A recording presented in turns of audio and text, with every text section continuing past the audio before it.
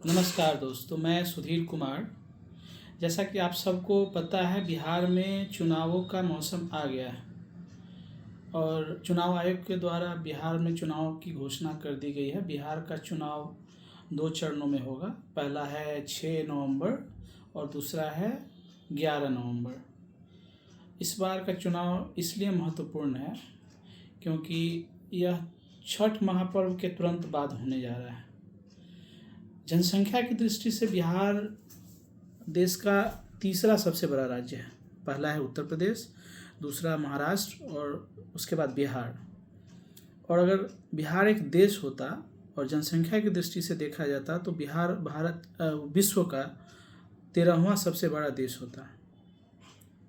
तो एक तरह से देखा जाए कि पूरे विश्व के 13वें बहुत बड़े लोकतंत्र में यह चुनाव होने जा रहा है। बिहार चुनाव 2 कारणों से महत्वपूर्ण है। एक तो कि पहला दीपावली और महापर्व छठ के तुरंत बाद होने जा रहा है, और जब छठ की बात होती है तो बिहार की बात होती है, और बिहार की जनसंख्या का बहुत बड़ा हिस्सा देश विदेश में रोजी रोटी या नौकरी की तलाश में बाहर रहता है। लेकिन छठ महापर्व जब भी होता है तो लोग किसी न किसी प्रकार से, किसी न किसी माध्यम से अपने देश प्रदेश में लौट जाते हैं। और इस बार वहाँ जाने के बाद वहाँ से वापस आने में संभवतः थोड़ी देर करेंगे, जिसकी वजह से बिहार चुनाव में मतदान प्रतिशत की का ज़्यादा होना संभावित है। इस बार के चुनाव में जो कि पहले हुआ करता था, मुख्यतः 2 गठबंधन रहते थे। पहला यूपीए और एनडीए यूपीए, यही दोनों गठबंधनों के बीच में मतदाताओं को चुनना होता था।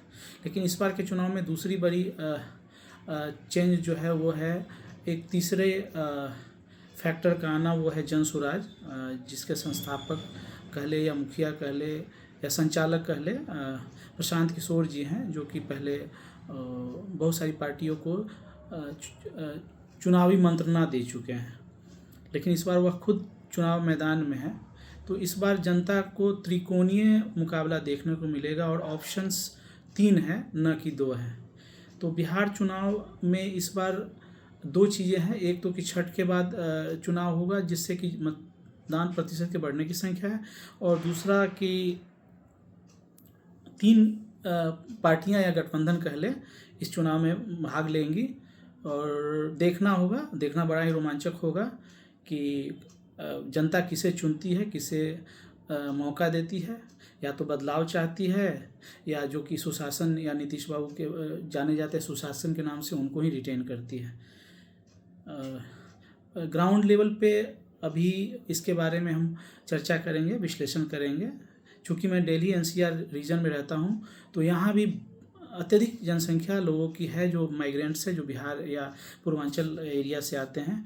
तो ग्राउंड लेवल पे भी मैं कोशिश करूँगा, जब भी मौका मिलेगा जाके उनसे बातें करूँ कि उनके चॉइसेस क्या हैं और आगे कैसे सरकार के चुनने में वो अपना भागीदारी दे सकते हैं। धन्यवाद। जय छठी मैया, जय बिहार।